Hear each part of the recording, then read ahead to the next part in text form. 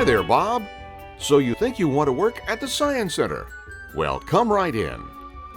Before you can decide if the Science Center is the right place for you, first you should get to know a little about us.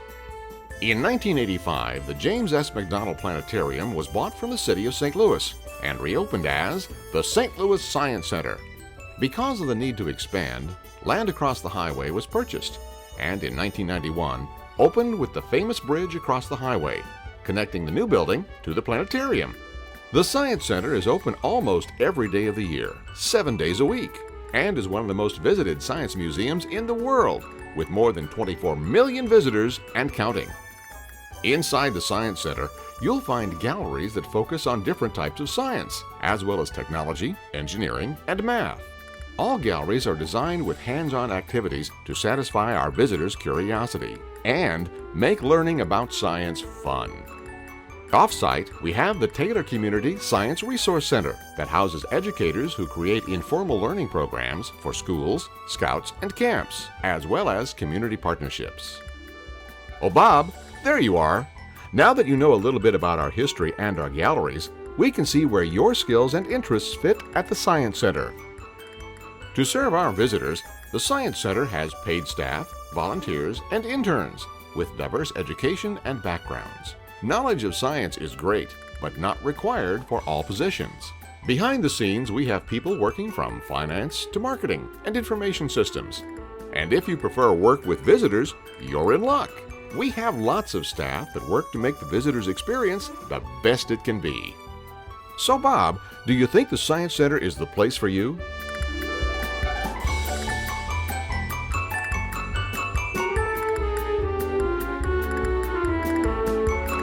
Well, you can't go into an interview looking like that. Did you know it takes 3 seconds to make a first impression? It sure does. So you want to make the right impression by dressing in neat, clean clothing. If you get a job that is considered behind the scenes, most folks dress business casual. You know, slacks and a nice shirt. And for the gals, business-appropriate dresses, skirts, or slacks are all good options. If you decide you want to work in the areas that serve the visitors, you'll wear a uniform.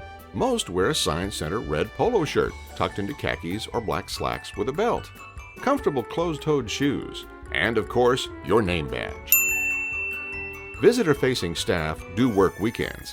Now, Bob, for some positions, that means Saturdays and Sundays. Occasionally, you might be asked to work off-site or nights.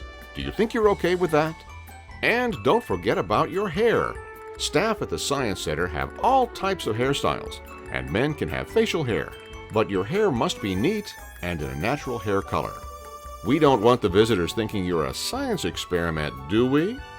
And please, Bob, no huge jewelry. There, much better. Now, visible tattoos are not allowed at the Science Center. If you have tattoos, make sure they're covered up. And most piercings will have to be removed. Bob, the Science Center is a smoke-free and drug-free environment. So if you must smoke, keep the smoking off-site. And just say no to drugs.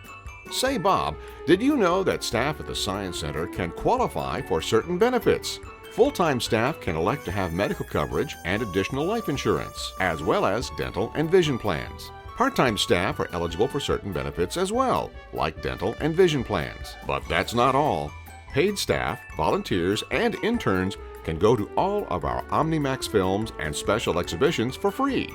And after you put in the hours, you'll also receive a Science Center membership, so your friends and family can come along too. So, Bob, are you ready to join our team and help us ignite and sustain lifelong science and technology learning? Hey, you're not finished yet.